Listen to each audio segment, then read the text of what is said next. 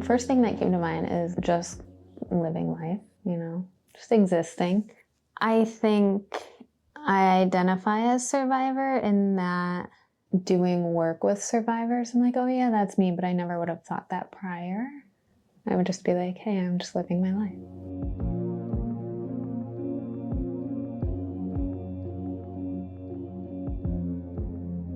Most of my experience as a survivor in the relationship and out of it has not felt super validated.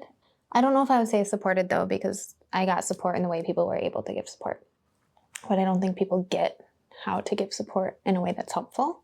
I think there's a lot of, oh, the relationship ended, so now things are good, and that's not the case. Or there's a lot of like, yes, this is a bad thing, you shouldn't do this. But when you're in it, you know it's bad, but you can't not do it. I will say that I had a friend who did not ever say, leave this relationship. And after the fact, she goes, I knew you would when you could. So that was helpful. I think that the support that would have been most helpful would be, hey, here's what I see. Let me know what you need. Versus, yep, that's abuse. What are you going to do? I don't know what I'm going to do.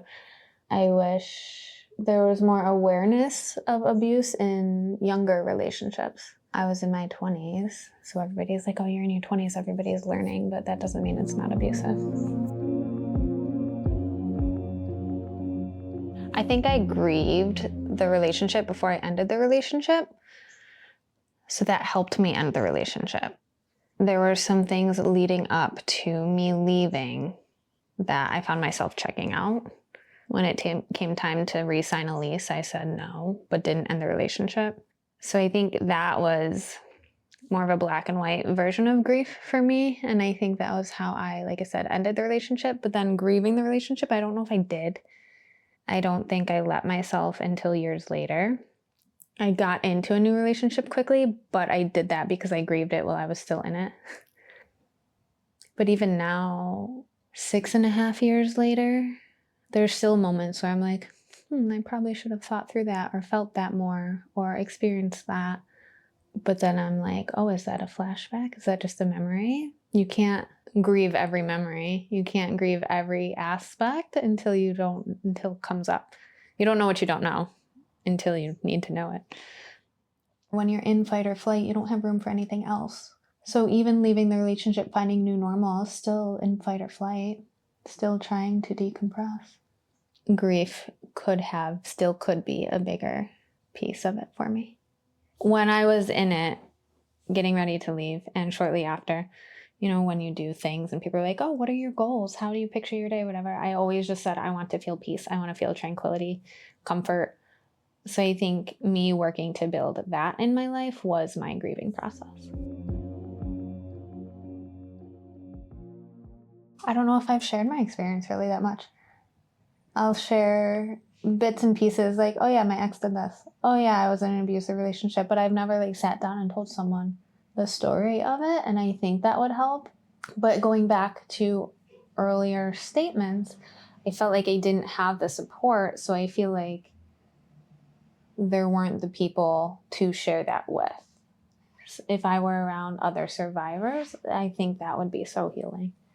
And then I'm just like, a lot of the people right now who I would think to share it with were with me while I was in it. So they know bits and pieces. And then I'm like, well, I don't want to keep harping on that. I don't know if harping's the right word, but revisiting.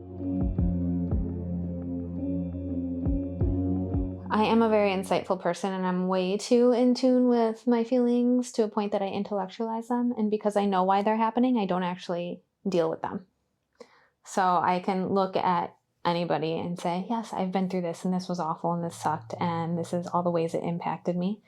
But I'm not going to actually tell them what the feelings were and how the feelings got into my day to day. And that has been how I've coped with an abusive relationship, right?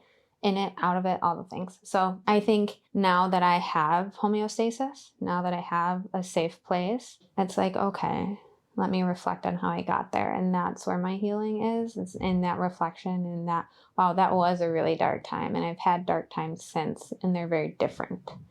And knowing that that's okay. I'm like, the counselor side of me is coming out, right? Knowing that that's okay to have feelings and to know that days are not always going to be good. And sometimes what feels like a step back, that's not what it is. You're just a human. can't control your feelings. You control how you respond to them. I think anxiety was one of the biggest ones, but for me, I get anxious when I'm angry. I don't think I had any shame. I don't have any shame now.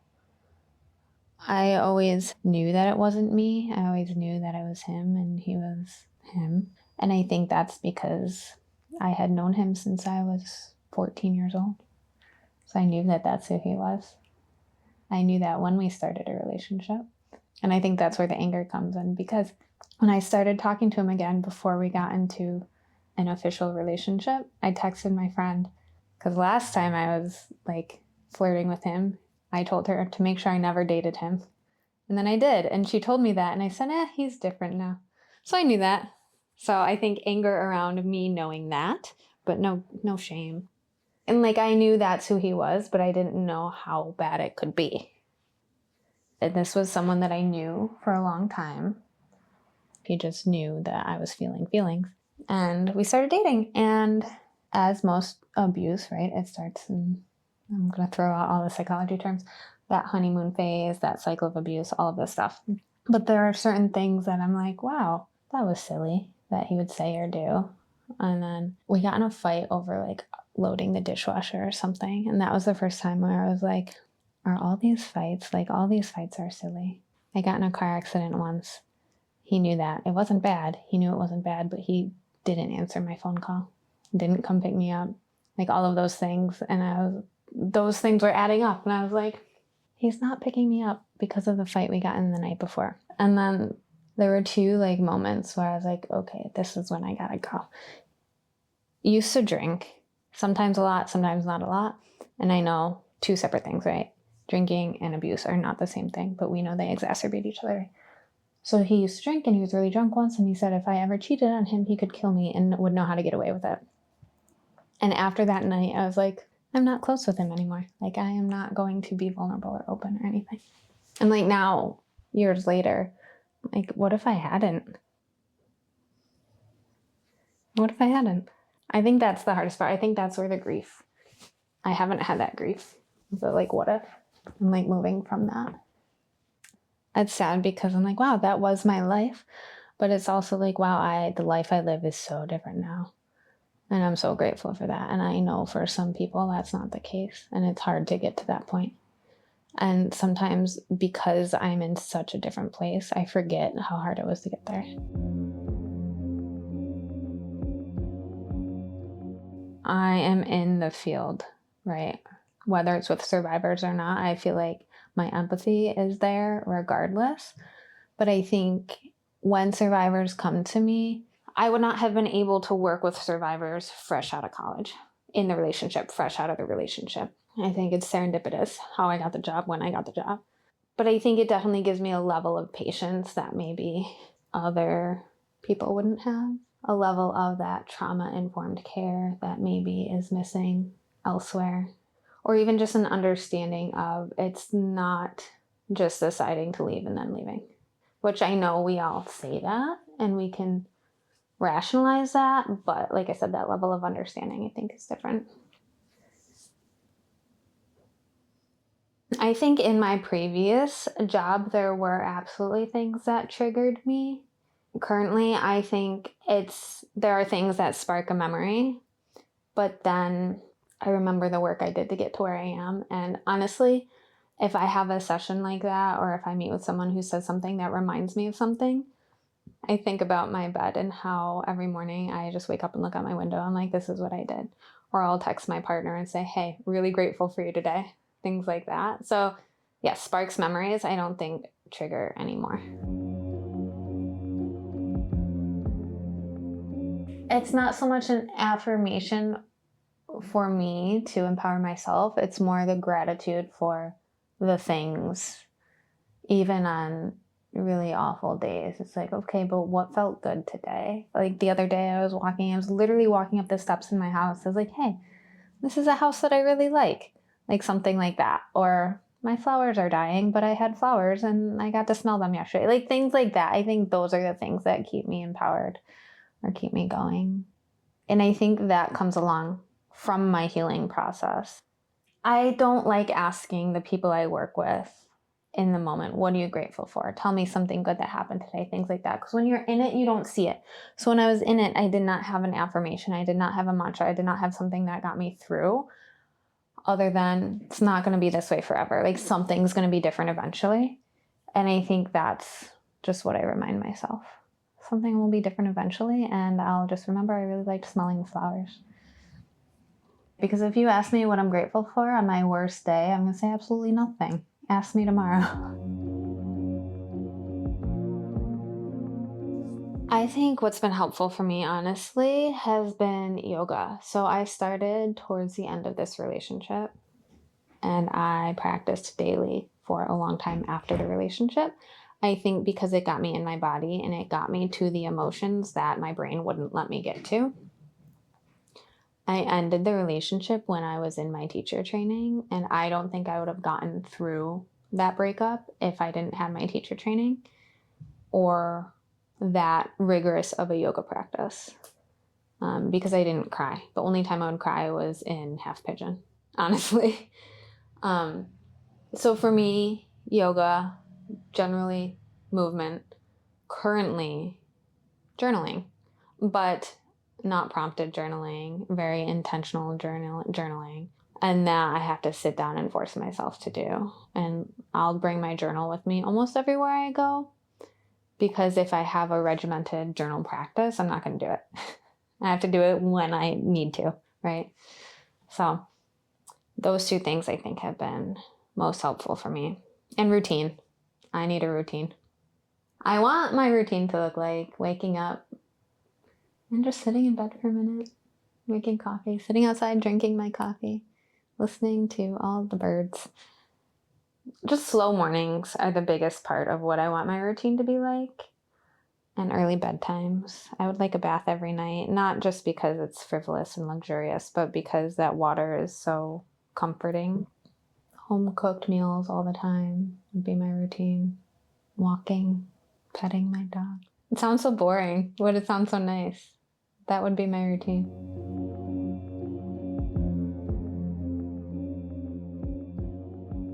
The first thing that comes to mind is I speak as someone who is a human. And I think we don't give enough credit to the human experience, right? It's layered. And I am layered, right? I'm human. Every day is not wonderful. And wonderful days are not always your wedding day, right? Just waking up. Sometimes just existing. I don't know why this is the part that's making me cry. Probably because I worked so hard to get to this point, right? Just waking up and being okay is a wonderful day. So I speak as someone who's a human, and I feel like I can't think of anything else because that is just so all-encompassing.